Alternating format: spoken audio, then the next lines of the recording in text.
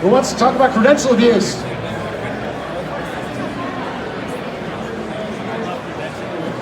Good morning, my name is Michael Schmidt. I'm a cloud security architect here at Akamai.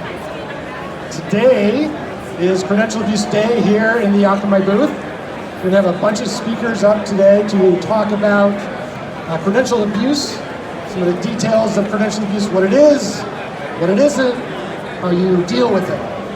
So first of all, we're going to start with an introduction to credential abuse.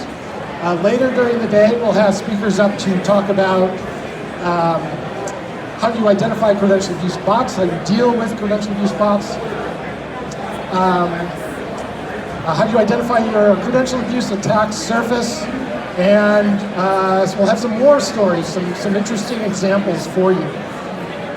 But first of all, as I mentioned, we're going to start with just a basic introduction to credential abuse, what it is. If you're not familiar with the term, maybe you've heard it, maybe you're not quite sure what it is, next 10 minutes we're going to dig into exactly what it is. So, let's get started with a definition.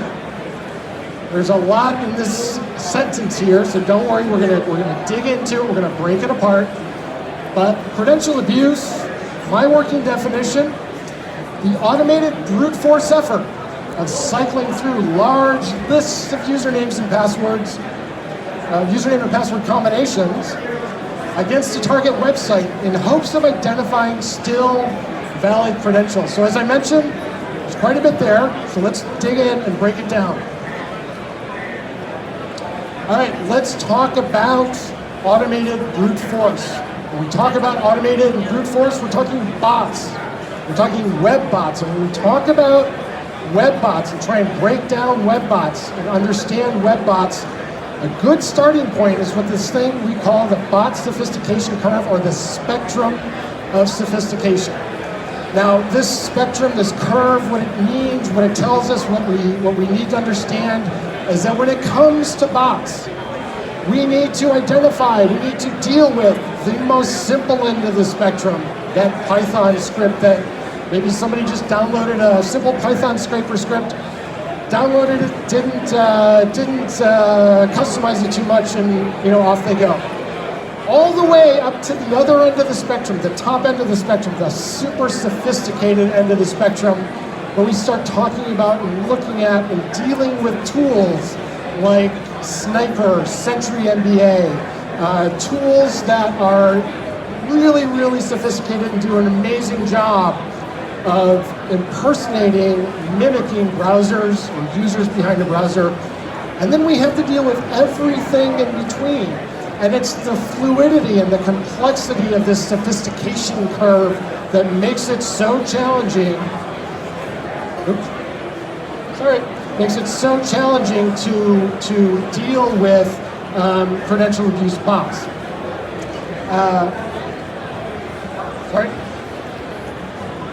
And bot operators have such an amazing array, such a large set of options available to them when it comes to trying to evade our detections. And so as security people, we're so tempted to want to think of this in terms of traditional web security. But we have to remember that credential abuse is not an attack against an application vulnerability. It's an attack against our application functionality, using the application as intended with generally non-malicious payloads. So our WAF rules, they're just not going to help you, just not going to work.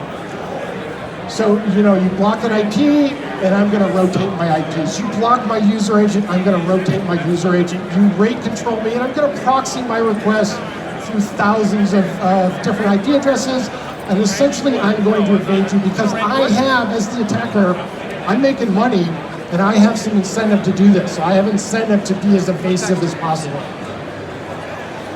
Okay. Large lists of usernames and passwords. So what is this all about? How about a raise of hands? Who amongst us has ever reused a password from one website to another? We all have done it, right? Hopefully we don't do it anymore because we all know better. But essentially, credential abuse is made possible by the extremely lazy, yet utterly and completely understandable habit that many people have of reusing their same password across multiple websites. So why is this a problem? Why does this happen, or how does this happen? Okay, let's take an example. So bigpopularwebsite.com gets breached, gets hacked, and their database of usernames and passwords gets exfiltrated. The list of those usernames and passwords sold onto the dark web, put on the dark web, made available for sale. Now, back here on www.bigpopularwebsite.com, well, they came clean. You know, maybe it took them a couple months to realize they've been hacked. Maybe it took them a couple months to actually come public on it, but they've come clean, they've come public, and they've rotated their passwords, right? But what about all the other websites where those same usernames and passwords, those same credentials, what about the other websites that you use those on, right? So you use your same username, probably your email address. You used your same password on 5 other websites. Those websites probably have not been rotated. Now, anybody can come along on the dark web, spend a few bucks, get one of these lists of usernames and passwords, 100,000 names, 500,000 names, 1 million usernames and passwords, download a simple bot script, and start rifling through those against 1, 2, 5, 10 websites, your website. Because yes, you become now the target. You had nothing to do with bigpopularwebsite.com getting hacked, but now you are the subject, you become the target. And your only crime, the only thing you did was to have a website with accounts, or have a website with users. And those users have accounts. And those users are people. They're people on the internet. And now all of a sudden, there you are minding your own business. Your ops people, the alarms are going off.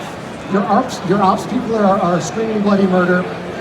Your connections are spiking. Your app server load is spiking. Your failed logins are spiking, which is driving your security people up a wall. And as your identity services and your login services come under attack, well, now your legitimate users start to suffer, and you're basically left with a big old hot mess that you had nothing to do with. And now your security team is trying to do what they do. They're using the tools they know. They're writing rules. They're rate limiting.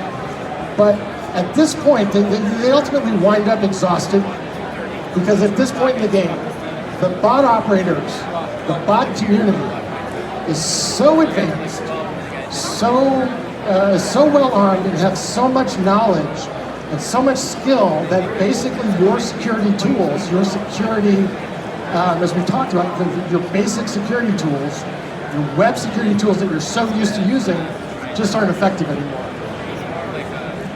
So what do?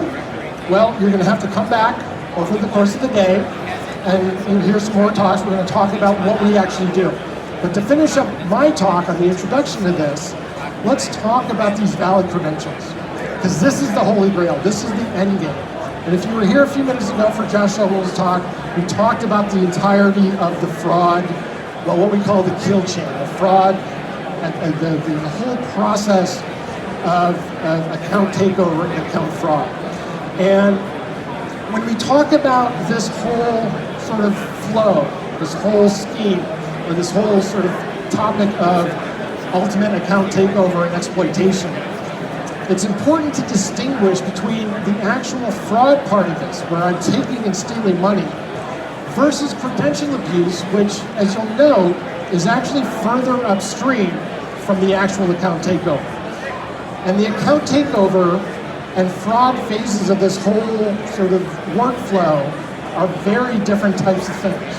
The credential abuse phase of this is a high volume, highly automated event. And the impact of credential abuse is, at this point, it's generally not felt at the individual account level. Credential abuse, the impact of credential abuse is generally felt across your organization. This isn't where money's being stolen yet. This is where your infrastructure is getting hammered. And it is a numbers game. So from the perspective of the bot operator, if I have 1 million usernames and passwords, and I have a success rate of 0.1%, 0.001, that is still 1,000 usernames and passwords that are now mine, and I can now, essentially go and compromise those accounts, do whatever the use case is. I can steal the money, I can, but I have access to those accounts. And as a credential abuse bot operator, I might even just go sell those. I might not be the one that actually perpetrates the account takeover. I might just sell them. And for the organization, it is a numbers game as well. Real dollars of impact. Real money is at stake here. So here's some numbers from a research study done about 1.5 years ago from the Kahneman Institute, talking about the impact of credential abuse.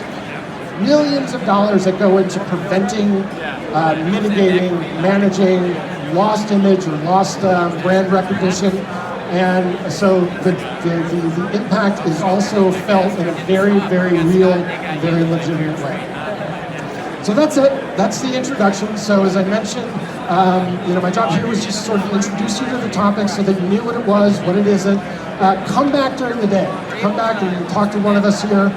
This is what we live. This is what we breathe. So we look forward to having a deeper conversation with you. We hope that you'll stop by and see some of the other talks where we dig into some of the meat of this. And hope you enjoy your conference. Thank you.